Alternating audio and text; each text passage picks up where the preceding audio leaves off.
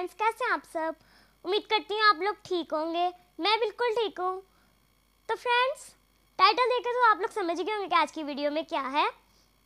जी हाँ फ्रेंड्स, आज की वीडियो में मैं आपसे हमारी जो हमें बीमारी है मैं उसके बारे में शेयर करने वाली हूँ, और मैं कोशिश करूँगी आपको शुरू से और डिटेल से बता सकूँ, और मैं आपको कोशिश करूँगी कि मैं आपको सही तरह से बता सकूँ।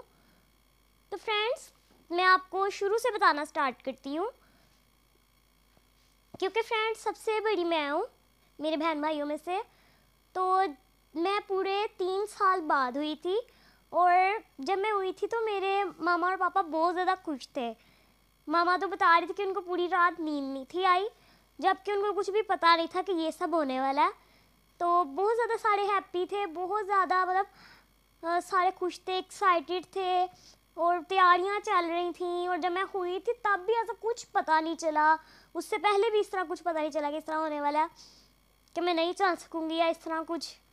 तो फ्रेंड्स, जब मैं फिर हुई थी तो मामा इतनी ज़्यादा खुश थी, और जबकि मैं पहली बेटी थी और पहले मतलब बच्ची थी इस घर में, तो फिर इस वजह से उतनी ज़्यादा केयर भी हुई, उतना ही ज़्यादा प्यार भी मुझे मिला। लेकिन उसके बाद जब मैं थोड़ी सी बड़ी हुई और फर्स्ट टाइम जो मेरी बोन्स थी वो जाहिर सी बात है वो वीक थी, तो फर्स्ट टाइम जब मुझे फ्रैक्चर हुआ तो मामा बहुत ज़्यादा हैरान हुई इसको क्या हुआ, क्योंकि सबसे ज़्यादा पहले जब मुझे फ्रैक्चर हुआ तो वो मेरे इस शायद इस या इस आर्म में हुआ मुझे। तो जो मेरा आर्म था तो सबसे पहले मुझे फ्रैक्चर हुआ मुझे। तो फ्रेंड्स, मैं एक तो इस तरह मूव करती थी, हिलाती थी, खेलती थी, तो एक मैं इस तरह से ही रखा होता था, बस एक से खेलती। तो मैं बहुत बहुत छोटी थी, तो मामा इस बात से बहुत हैरान होती थी। मामा कोशिश भी करती थी कि उसको हिलाओ, तुम ऊपर करो इस तरह, तो मैं फिर रोने लग पड़ती थी। तो फिर बहुत ज़्यादा मामा हैरान हुई, फिर चेकअप करवाया, और फिर मैं अक्सर रोने भी लग पड़ती थी क्योंकि मेरे से वो मूव नहीं था होता। वो तो मैं इतनी छोटी थी कि कुछ बता भी नहीं थी सकती। तो जब चेकअप करवाया तो पता चला कि मेरा जो आर्म है वो फ्रैक्चर है। तो इतने देर से मामा को पता ही नहीं चल पाया ना किसी को कि क्यों नहीं ये मूव कर रही है इधर, ये क्यों नहीं ये मूव कर पा रही है। तो फिर उसके बाद उन्होंने शायद प्लास्टर किया, तो उसके बाद जब प्लास्टर वगैरह कर दिया तो उन्होंने कहा इसकी जो बोन्स है वो थोड़ी वीक है। लेकिन फिर भी उन्होंने पूरा ये नहीं था बताया कि ये मतलब ये कंडीशन है, ये प्रॉब्लम है, ये कुछ भी नहीं था पता तब भी। उसके बाद जो जो मैं बड़ी हुई तो जो मेरी उसके बाद हुई बहन, तो जब मेरी बहन हुई तो वो मतलब कि नॉर्मल थी, जिस तरह कि आपको पता है कि वो नॉर्मल है, माशाल्लाह से सही है, चल सकती है और उसकी बोन्स वीक नहीं है। तो फ्रेंड्स, जब वो पकड़ पकड़ के आहिस्ता आहिस्ता चलती थी, जिस तरह बेड पकड़ के आहिस्ता आहिस्ता बच्चे चलना शुरू करते हैं, जिस तरह सोफे वगैरह या कुछ भी इस तरह पकड़ पकड़ के चीज़ों को उठना शुरू करते हैं, गिरते हैं, उठ जाते हैं इस तरह, तो मैं भी उसकी तरफ देख देख के मैंने भी स्टार्ट करना शुरू कर दिया। मैं भी तब छोटी थी, ज़्यादा फ़र्क नहीं था हमें, तो मैं भी उसकी तरफ देख देख के चलने लग पड़ी। मामा खुश हो गई कि चलो बोन्स थोड़ी वीक है मगर ना अब चलने लग पड़ेगी। तो फ्रेंड्स, आहिस्ता आहिस्ता उसने स्टार्ट किया हाथ छोड़ के चलना, और मेरा भी दिल चाहता था कि मैं भी इस तरह ही हाथ छोड़ के चलूँ, और जैसे मैं हाथ छोड़ के चलती थी तो मैं गिर जाती थी। तब मामा को फिर से दोबारा से प्रॉब्लम नज़र आई, तो जब उनसे फिर चेकअप करवाया, मतलब कि मामा ने बहुत ज़्यादा फिर मामा को हुआ कि नहीं इसका पता करवाना चाहिए क्या मसला है, वो बड़ी है वो चल नहीं पा रही है, वो छोटी है वो चल पा रही है, कुछ तो मसला है।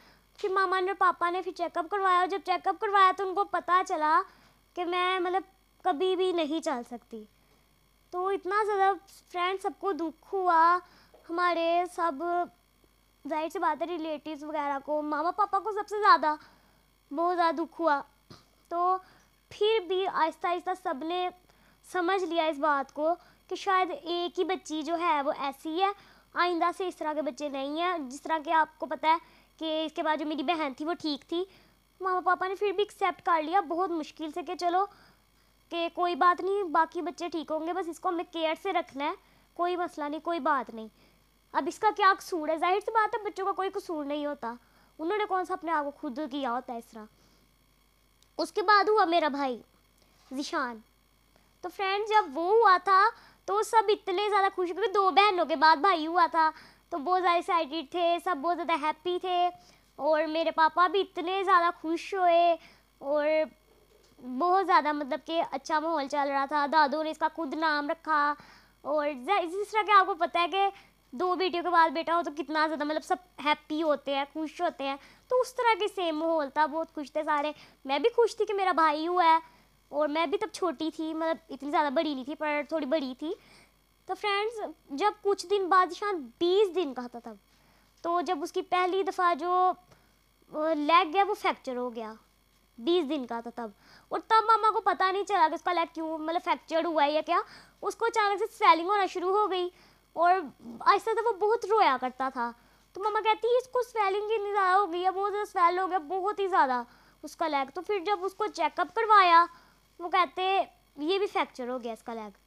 तो मामा पापा बहुत ज़्यादा हैरान हुए। वो फिर उन्होंने फैसला किया कि क्यों ना हम चिल्ड्रन हॉस्पिटल चले लाहौर में, वहाँ से जाके चेकअप करवाएंगे क्योंकि वो सबसे अच्छा हॉस्पिटल है।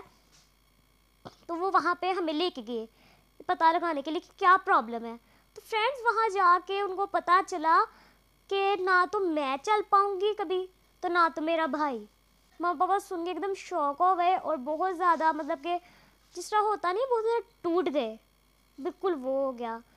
एक साइड पे मामा ने जिशान को पकड़ा था, पापा ने मुझे पकड़ा था और मामा पापा को जब ये पता चला तो बहुत ही ज़्यादा मतलब टूट गए अंदर से, वाइट से बहुत ही ज़्यादा, मतलब लगा कि सब कुछ ख़त्म हो गया है, इस तरह कुछ भी नहीं, क्योंकि ऐसा सोचा ही नहीं था ऐसा होने वाला है, ऐसा होगा। हम तो तब छोटे थे, हमें इस बात की नहीं समझ नहीं थी कि हमारे साथ क्या हो रहा है, लेकिन फिर भी दूसरों को देख के हमें फील होता था कि हम नहीं चल पा रहे। तो फ्रेंड मामा पापा उस वक्त इतना मतलब दुखी हुए, उनसे पूछा अब इसका कोई इलाज वगैरह, कहते नहीं इनको कैल्शियम की कमी है, इनकी बोन्स बहुत वीक है इस वजह से। और डॉक्टर्स ने पूछा क्या आपकी कज़न मैरिज है, तो मामा पापा ने कहा हाँ हमारी कज़न मैरिज है। तो कज़न मैरिज की वजह से ही ये हुआ था।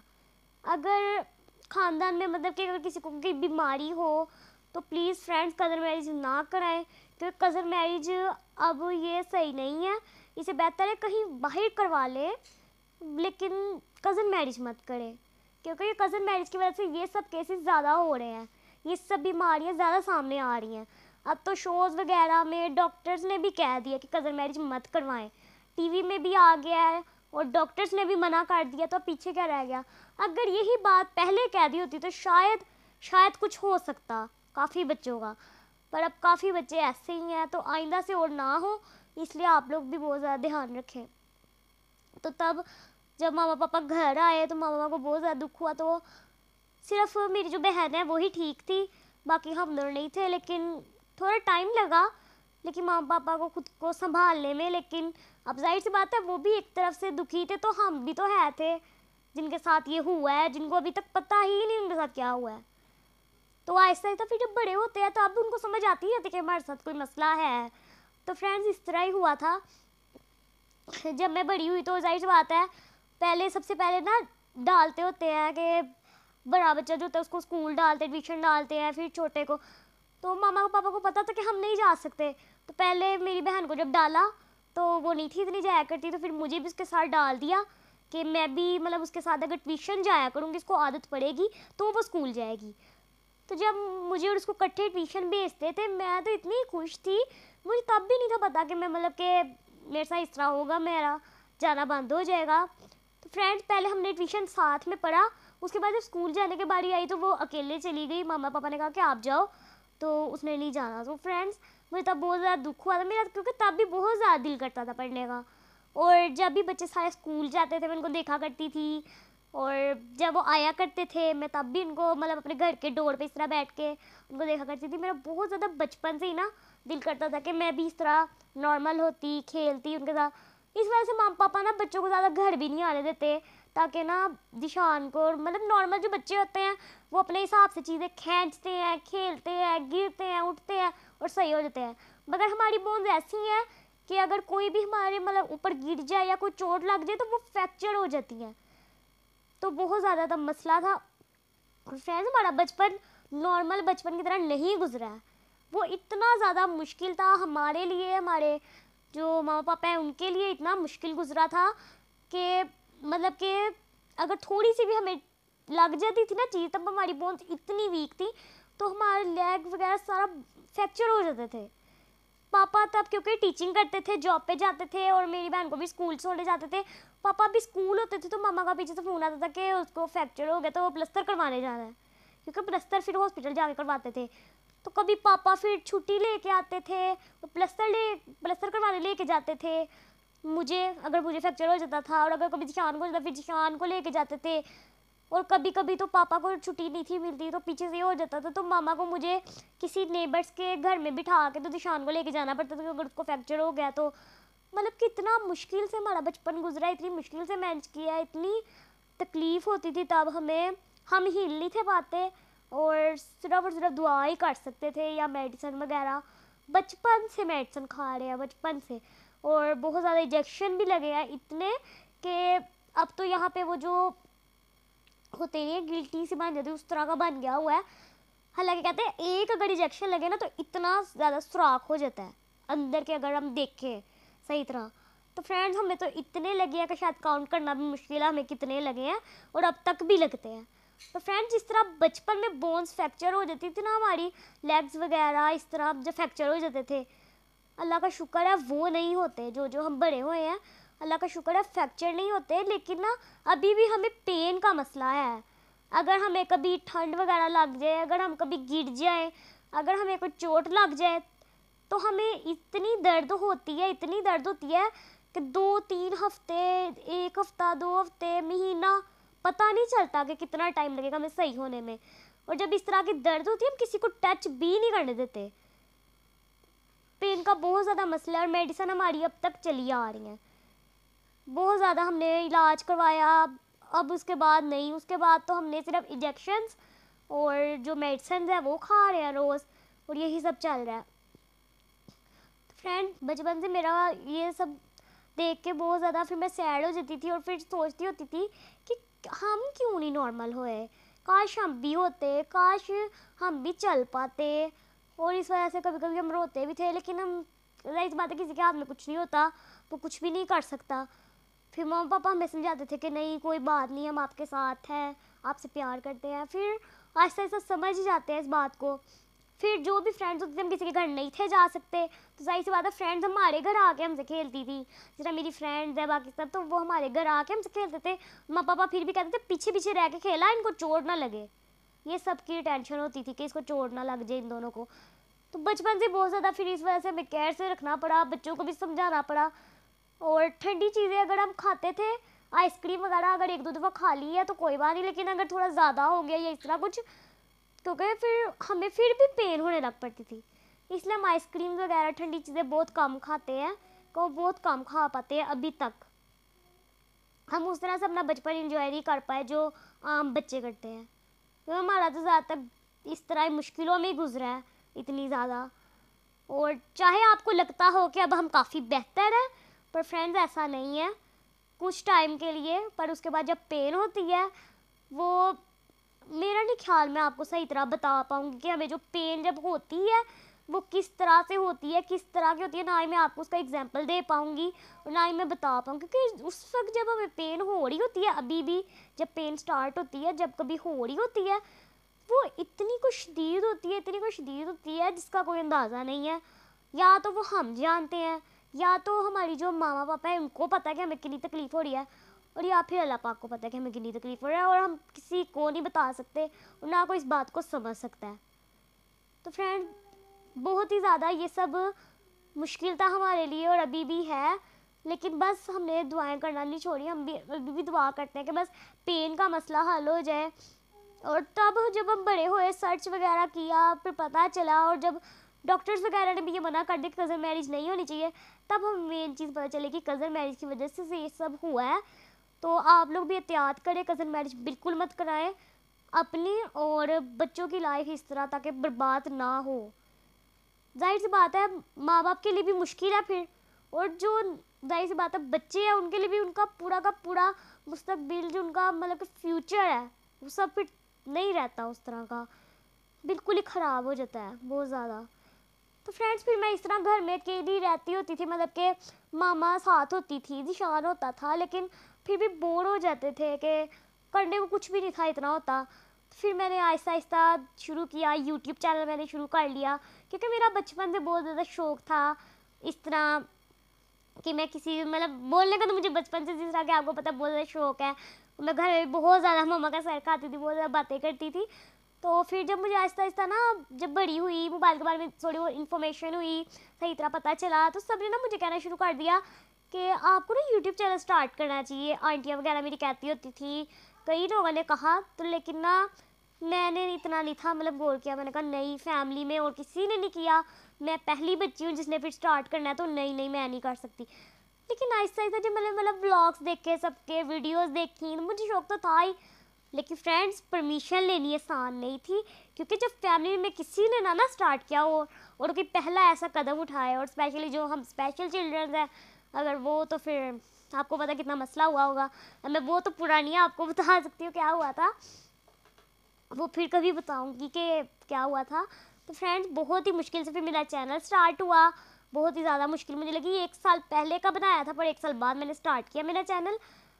तो उसके बाद जब मैंने चैनल स्टार्ट किया, फिर आहिस्ता आहिस्ता मैंने स्टडी भी करना शुरू कर दी थी। जिस तरह कि आपको पता है, स्टडी थोड़ा पहले से करना शुरू कर दी थी, वो मुझे नेट से नंबर मिला था, और फिर मैंने स्टडी भी स्टार्ट कर दी। मुझे ऐसा लगा जैसे मेरी आहिस्ता आहिस्ता ना दुआएं पूरी हो रही हैं, जिस तरह जो मैंने मांगा था इंशाल्लाह ताला मुझे मिल रहा है।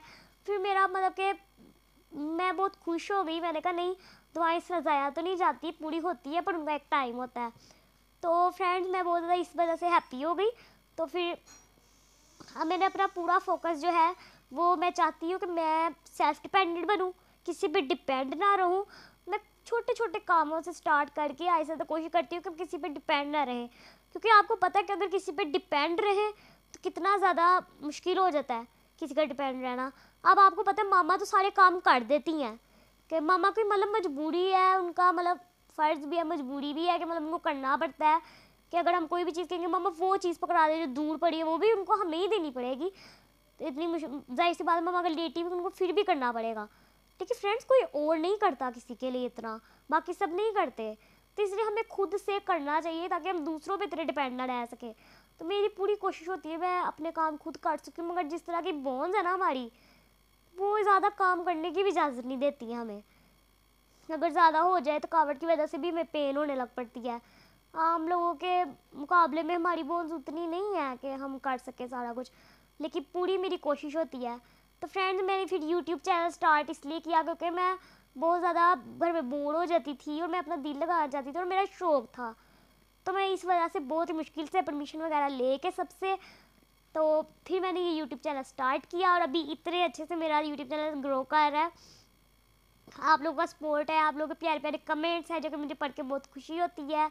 मेरे जो कोई इतने फ्रेंड्स नहीं थे, अब मेरे कितने ज़्यादा फ्रेंड्स बन चुके हैं जो कि मुझे पता है, मुझे देखते हैं, मुझे सुनते हैं और इतना प्यार करते हैं। मुझे प्यार करते रहे, इस तरह ही हमें सपोर्ट करते रहे।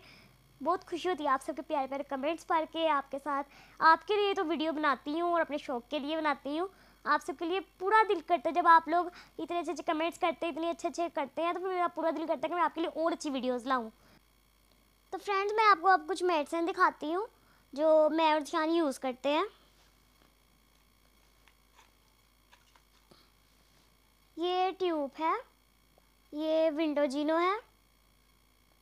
वैसे तो मूवी बहुत अच्छी होती है, हमारी मूवी यहाँ से अब नहीं मिलती, शॉर्ट हो चुकी है, तो जब कभी मिलती है तो वो ले लेते हैं, नहीं तो विंडोजिनो। इन दोनों से ही हमें ज़्यादातर असर होता है क्योंकि ये थोड़ी बहुत चुभती भी हैं और बाकी सब तो बहुत ही ज़्यादा लिक्विड से होती है, उससे कोई असर नहीं होता। तो फ्रेंड्स हम यहाँ पे, मेरा लेग इतना मोटा नहीं है, यहाँ पे सबसे पहले हम लगाते हैं ये ट्यूब और उसके बाद रखते हैं यहाँ पे कॉटन इतनी बड़ी लेके, इसको इस तरह से लपेट के, उसके बाद उसके ऊपर करते हैं गरम पट्टी। इससे ये होता है जो हमारे जहाँ जहाँ हमें पेन है वहाँ पे कर लेनी चाहिए, ताकि इससे ये होता है हमें इतनी ज़्यादा पेन नहीं होती और थोड़ी बहुत हीट रहती है। इस वजह से हमें अगर चोट भी लग जाए इतना ज़्यादा फिर नहीं मसला बनता। तो ये हमें ये तरीका बाद में पता चला तो हमने ये शुरू कर दिया करना। तो वैसे तो ये मैं ही करती हूँ, ज़िशान नहीं करता है क्योंकि उससे नहीं होता है अभी, तो वो कहता है कि मैंने नहीं करवाया करनी, लेकिन मैं कर लेती हूँ सपोर्ट के लिए, ताकि इससे ये होता है कि इतनी ज़्यादा बोन्स में दर्द उस तरह से नहीं होती और अगर कोई चीज़ लग भी जाए तो उतनी ज़्यादा फील नहीं होती। तो इस वजह से मैं ये रोज़ पट्टी करती हूँ ट्यूब लगा के। और हम जो रोज़ मेडिसिन खाते हैं या एक दिन छोड़ के एक दिन खाते हैं वो ये है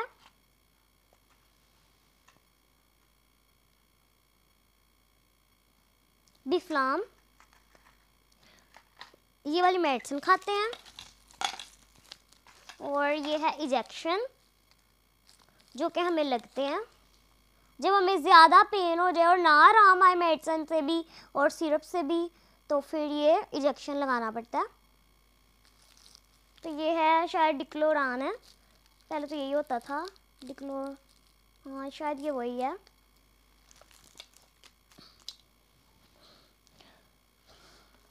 और फ्रेंड्स एक और चीज़, क्योंकि जिस तरह कि आपको पता है मुझे सांस की भी प्रॉब्लम है। फ्रेंड्स एक और चीज़, मुझे सांस की भी प्रॉब्लम है, तो उसके लिए ये ऑक्सीजन है, ये देखिए। तो ये जब मुझे खांसी अगर हो जाती है तो तब जो है मुझे ज़्यादा सांस का मसला बन जाता है, तो ज़्यादा रुकने लग पड़ता है। तो दिन में 2 दफ़ा लेती हूँ, सुबह और शाम। और जब खांसी वगैरह नहीं होती नॉर्मल, और अक्सर मौसम भी चेंज होता है तो मुझे इन्फेक्शन हो जाता है, मौसम चेंज की वजह से सांस बहुत ज़्यादा रुकने लग पड़ता है। तो दिन में 2 दफ़ा अगर खांसी हो या अगर मौसम चेंज हो तो फिर दिन में 2 दफ़ा। और उसके बाद आम तौर पे मैं 3-4 दिन के बाद या 5 दिन के बाद या 3 दिन, इस तरह मतलब इतने दिनों बाद स्टीम यूज़ करती हूँ। उसके अंदर ये ड्रॉप्स डलते हैं और ये डलते हैं, तो ये दोनों चीज़ें मैं यूज़ करती हूँ, ये स्टीम, क्योंकि सांस का भी मुझे क्योंकि मसला है। और जब कभी मतलब लाइट वगैरह भी ना हो, वैसे तो यूपीएस है, पर अगर कहीं हम बाहर वगैरह गए हों उसके लिए फिर हमारे पास इनहेलर है, तो वो यूज़ कर लेते हैं क्योंकि वो बिजली के साथ नहीं चलता, इस वजह से।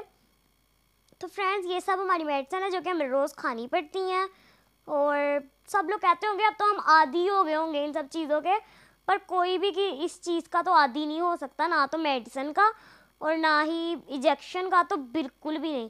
कई लोग तो कहते हैं कि नहीं अब तो सुई चुभती होगी तो दर्द भी नहीं होती होगी आपको, बस ऐसे हो सकता है कि सुई की दर्द ही ना फील होती हो। हमसे पूछे जब हम अभी भी लगाते हैं तो हम इतने ज़्यादा हमें दुख हो रहा होता है, हम अभी भी कहते हैं कि हमें ना लगाओ, पर जब हम दर्द को देखते हैं कि हमारी दर्द उससे भी ज़्यादा है तो मजबूरी में हम लगा लेते हैं। और बहुत ज़्यादा कभी कभी तो रोने भी लग पड़ते हैं, पर मजबूरी में लगाना पड़ता है इंजेक्शन अगर कभी ज़्यादा दर्द हो तो। फ्रेंड्स यही थी मेरी आज की वीडियो जो कि मैं आपसे शेयर करना चाहती थी हमारी बीमारी के बारे में, क्योंकि मम्मा ने कहा था आपने इतनी सारी वीडियोस बनाई हैं, सब कुछ शेयर किया, तो आपको ये भी शेयर करना चाहिए है। और फ्रेंड्स मैं आपसे यही कहना चाहूँगी, प्लीज़ कज़न मैरिज बिल्कुल मत करें, ना करवाएं, ये सब बिल्कुल ना हो, क्योंकि ज़्यादा तक तो इस वजह से ही अक्सर इस तरह हो जाता है कि ये बात नहीं है कि बोन्स की प्रॉब्लम सिर्फ होती है, और भी कई तरह की बीमारियां बच्चों को हो सकती हैं। तो प्लीज़ आप लोग खुद भी सेफ़ रहें और बच्चों को भी इसलिए रखें सेफ़, क्योंकि अगर किसी के साथ इस तरह कुछ हो जाता है खुद भी परेशान होते हैं, और जो बच्चे होते हैं उनका तो पूरा मुस्तकबिल, जिस तरह के आपको पता है, जो उनका फ्यूचर होता है वो सब बिल्कुल सही नहीं रहता। तो प्लीज़ आप लोग एहतियात करें, कज़न मैरिज से ना करें कज़न मैरिज। और बाकी सब आप सब हमें दुआओं में ज़रूर याद रखिएगा और इसी तरह सपोर्ट करते रहिएगा। तो फ्रेंड्स अब मैं मिलती हूँ आपको किसी नेक्स्ट वीडियो में, तब तक के लिए take care and bye bye.